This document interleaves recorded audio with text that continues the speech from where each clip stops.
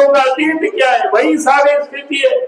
तो उन लोगों से हमको सावधान रहना होगा कि हमें वैसे लोगों से हमको सावधान करना होगा, जनता को भी। और दूसरा तो आपको बताइए, जो गांधी विधानसभा में आप सबको 2-2 वोट देना है, 2 वोट यानी 1 वोट लोकसभा के लिए अन्नपूर्णा देवी जी को देना है, फिर से एमपी बना करके दिल्ली भेजना है, फिर से भारत सरकार में मंत्री बनाना है, और दूसरा वोट गांधी विधानसभा की उपचुनाव के लिए दिलीप वर्मा जी को वोट देना है। दोनों ही कमल निशान में ही वोट करना है, लेकिन एक विधानसभा के लिए, एक लोकसभा के लिए। अब जरा सोचिए, लोकसभा का चुनाव जून में रिजल्ट आ जाएगा और उसके बाद फिर 5 महीना के बाद फिर चुनाव है। एक को तो हम लोग 5 साल के लिए चुनेंगे और एक को हम लोग मात्र 5 महीना के लिए चुनेंगे। इसके लिए कौन जिम्मेवार है?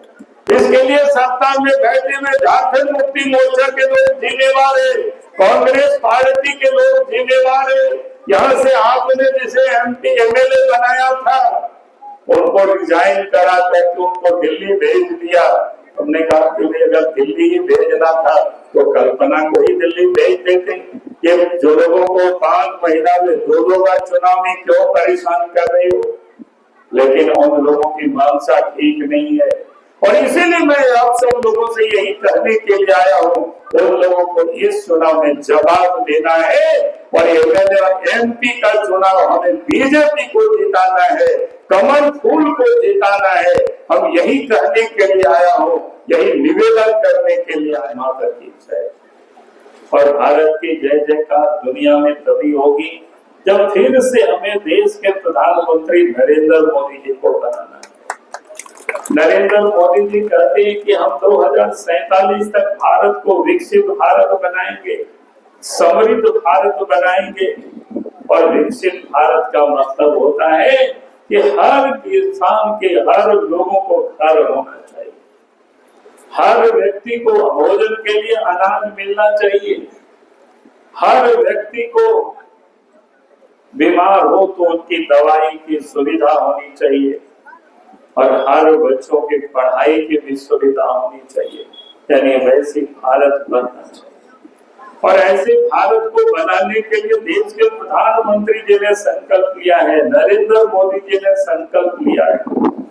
और मैं विश्वास के साथ कह सकता हूँ, अगर हम 10 वर्षों के नरेंद्र मोदी जी के कार्यकाल को हम देखेंगे तो 10 वर्षों में उन्होंने जितना काम किया था, आज तक कोई भी प्रधानमंत्री इतने कम समय में इतना काम नहीं किया था। और इसलिए मैं आज आप सबसे यही कहने के लिए आया। अब याद करिए, आज देश के प्रधानमंत्री नरेंद्र मोदी जी है। इस प्रकार से भी आपको अमर कुमार बाबू जी बता रहे थे, हमारी माँ बहनों की इज्जत की सुरक्षा के लिए, इज्जत को ढांकने के लिए उन्होंने क्या किया? इज्जत घर देने का काम किया। गरीबों के घरों में गरीबों के भी शौचालय उपलब्ध करा। और इतना ही नहीं, गरीबों को भी प्रधानमंत्री आवास, ताकि कोई गरीब हो वो भी छत विहीन नहीं रहे, उनको भी आवास मिले। तो ये किसी ने कोई चिंता किया? प्रधानमंत्री तो नरेंद्र मोदी जी ने किया। और इसीलिए मैं आज आप सब लोगों से यही कहने में होता था, कभी मुंबई में होता था, कभी अहमदाबाद में, कभी पूना में। और हमारी जो भारत सरकार भी यहाँ से कागज लेकर के कभी अमेरिका जाते थे, कभी यूएसए में जाते थे, तो कहते थे कि हमारे यहाँ बम विस्फोट कर दिया, और दुनिया हंसता था उस समय। लेकिन देश के प्रधानमंत्री नरेंद्र मोदी जी 2014 में बने तो उन्होंने कहा कि अब एक भी आतंकवादी अगर बाहर से भारतवर्ष में आया और यहाँ बम उन्होंने फोड़ा तो हम घूस करके मारेंगे। और जब भारतवर्ष में आया था, 1-2 घटनाएं हुई तो घूस करके मारा हमारे देश के जवानों ने, सेना के लोगों ने। तो इंडियन अलायंस के नेता लोग क्या कह रहे थे? भाई कहाँ उसका क्या सबूत है? अब बताइए, देश के लिए हमारे जवान लोग सरहद के पार जाकर के आतंकवादियों के ठिकानों को उड़ाते, आतंकवादियों को उड़ा देते।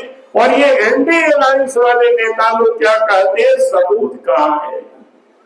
ये ऐसे ऐसे लोग हैं। और इसीलिए हमने कहा कि ये लोग देश की विकास विरोधी है, देश विरोधी है। यही मैं आज आप सब लोगों से यही कहने के लिए आया। इन लोगों से हमें सावधान रहना होगा। यही मैं आप सब लोगों से निवेदन कर रहा हूँ, अपील कर रहा हूँ। और आज आप देखें, यहाँ लोकसभा का चुनाव, आप लोकसभा में चुनाव में आप कौन एक तो लड़ रहे हैं,